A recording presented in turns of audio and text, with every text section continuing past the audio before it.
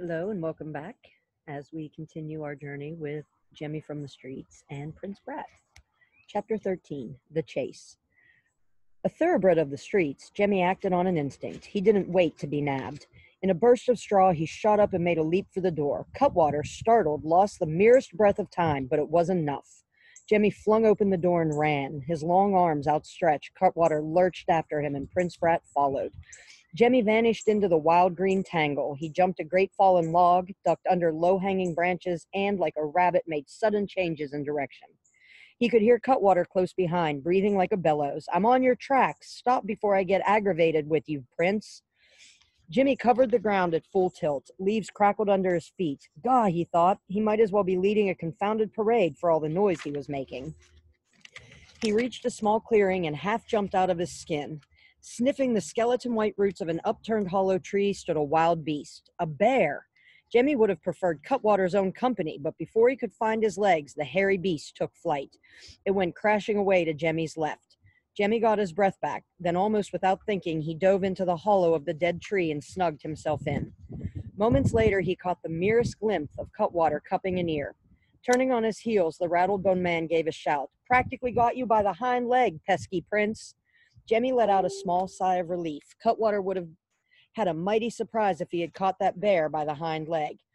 As the sounds of the chase grew fainter, Jemmy crawled out of the hollow root. The sun was now high enough to send down smoky rays of light through the treetops. Which way was the river? And then he saw Prince Brat, his face lobster red from running, at the edge of the clearing. "Unfaithful servant," he protested, glaring hard at Jemmy. Oh, sorry, my hand's over that. Until this moment, Jemmy hadn't had a moment's pause for anger, but now fury shot into his eyes. "Curse this blabber-tongued, hateful prince. You betrayed me. You'd have deserted me without a care." Jemmy bristled at. "Ain't it me they think is the prince? If you hadn't pointed me out under the straw, Cutwater would have flown off to pick up my tracks, and we could have crept away dead easy. I wouldn't be running my lungs out." The prince pondered this for a moment. He nodded. "Then I forgive you." Sorry, I've got wind and my pages are blowing away.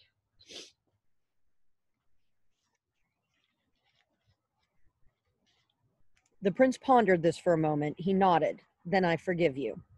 Jemmy was speechless for a moment. "Forgive me? Don't trouble yourself, my good and loyal prince, and get yourself another whipping boy." "But I have not dismissed you from my service," said the prince calmly. "I dismiss myself," Jemmy fired back. "I'll get where I'm going, and you can find your own way back to the castle." "I'll go with you." "Not likely." Jemmy turned to the right and beat his way back into the foliage. Chapter 14 In Witches Heard a Voice in the Forest. Jemmy could hear Prince Brat following on his tracks step by step. He grimly pressed on. Brambles, reaching out like cat's claws, tore at their fine garments. The forest trees rose all around them like prison bars. Finally, Jemmy spun around. "Lay off. Go your own way." "This way suits me," said the prince. "Well, don't follow me. I've no more idea than a gnat where I'm heading." "Silence," whispered the prince with a turn of his head. "Hear that?" They froze, the two of them. A voice came wailing through the woods. "Tunya, Petunia."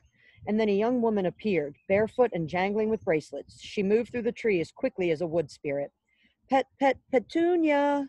She carried a coiled rope in one hand and held outstretched in the other hand an amber chunk of a comb of honey. "Come here, darling, come to Betsy." Suddenly, as if sensing a presence in the trees, she headed toward Jemmy and the prince. "Petunia, you there, you naughty rascal. Smell the honey? Come feast yourself, pet." Jemmy didn't know what to make of this woman, girl, really, for as she drew closer, he reckoned she couldn't be more than 14 or 15 years old. He stepped out into full view, with the prince clinging to him like a shadow. "Miss?" She stopped short. "My eyes, who are you?" "Lost," said Jemmy. "Would you know which way to the river?" "Course I do. Ain't we heading for the fair, me and Petunia? Have you seen 'em?" "Petunia? Got Lucy did, my dancing bear, world famous." "Scared me out of my skin," Jemmy replied and pointed. "Back there." She turned on her heels and started off. "Hey," Jemmy shouted, "where's the river?" "Where it's always been, due south." "Which way is south?" Betsy paused to set her arm like a signpost. "Straight on." "You certain?" "Certain, I'm certain. Didn't Pa always say I had a head like a compass?" Rest him in peace. And she was gone. Their clothes were ripped to tatters by late morning when Jimmy and the prince caught sight of the sparkling river, and almost at once they dove back into cover. Mounted on high-stepping horses, a pair of soldiers were advancing along the river road. "They must be out searching for you," Jemmy whispered. "If they catch me with you, I'm done for." Prince Brat didn't seem to be listening. His eyes were fixed on the passing soldiers. "Look here," Jemmy muttered impatiently. "I can't have you sticking to me like a barnacle. Ain't you had a snoutful of running away? Go back with them soldiers." The prince shook his head. "Let them pass." And then he added with the faintest of smiles, "This is the first time no one has had fits because I got my clothes grimy. The ladies keep me clean and starched as a pillowcase. But you're a prince. Is my face as dirty as yours? You don't belong knocking about outside the walls."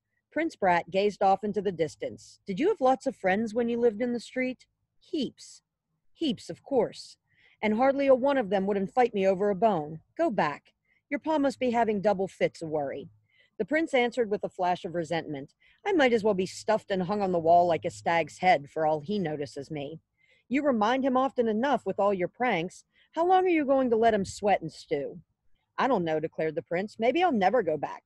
This is the best time I've ever had." "God," Jemmy murmured. Chapter 15 of the Hot Potato Man and Other Matters. The soldiers passed by. Following the river, Jemmy ventured toward the city. Prince Brat strode along beside him. "Soon as I aim to give you the slip," Jemmy warned, "and you'll be on your own." The prince said nothing. The tide was low, and they traveled out of sight of the road below a grassy embankment. In the distance, against billowing white clouds, stood a jackstraw jumble of ships' masts. "You can fend for your own self, can't you?" Jemmy asked suddenly.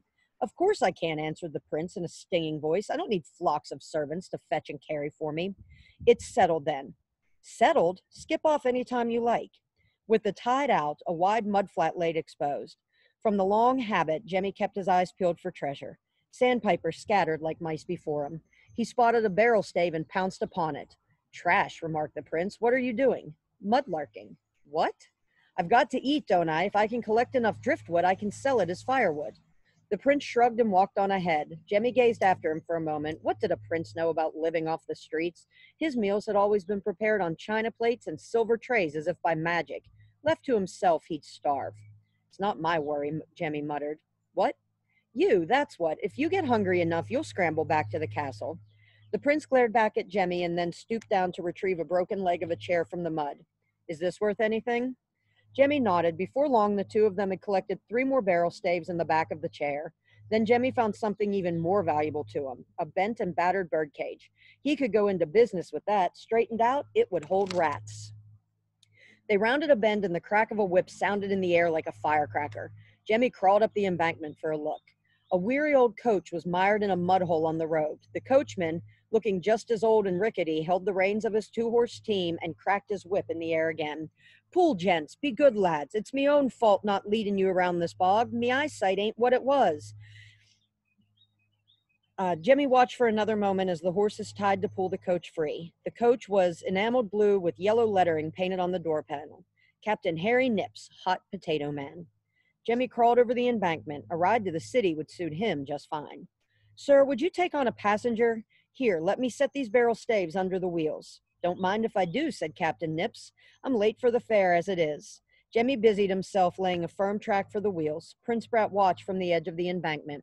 "You must be carrying a heavy load," Jemmy cried out. "Try again, Captain." The old man cracked his whip, the horses strained, and the coach rolled up out of the bog. "Hop in, lad." Jemmy opened the door and saw the coach was heavily loaded with raw potatoes and a huge iron kettle. Jemmy settled himself as best he could, and the coach lurched forward. At last, Jemmy thought, you're free of the prince. But he couldn't resist a backward glance. Prince Brat was standing in the center of the road. He dropped his load of driftwood and merely gazed at the receding coach. Jemmy straightened and folded his arms. The prince wasn't his lookout any longer. But he had stood there like a wounded bird. Blast him! A prince hadn't a cockeyed notion how to fend for himself. "Stop, Captain," Jemmy shouted. "We left me friend behind." The hot potato man pulled up the reins. Jemmy leaned out the window and with an arm he motioned for Prince Brat to come along. For an instant, Jemmy thought he saw a smile flash across the prince's face, but it vanished by the time the heir to the throne had joined him inside the coach. They rode in silence. Jemmy wondered what had possessed him to refer to Prince Brat as his friend. Friend? Crows would give beer first. Then, minutes later, the coach rocked to a sudden halt. "Stand and deliver," came a shout. A pair of highwaymen were training pistols on Captain Nips. Jemmy hardly had to peer out. The voice was familiar. It was Hold Your Nose Billy and Cutwater. And tune in tomorrow for Chapter 16, wherein the prince neither bawls nor bellows.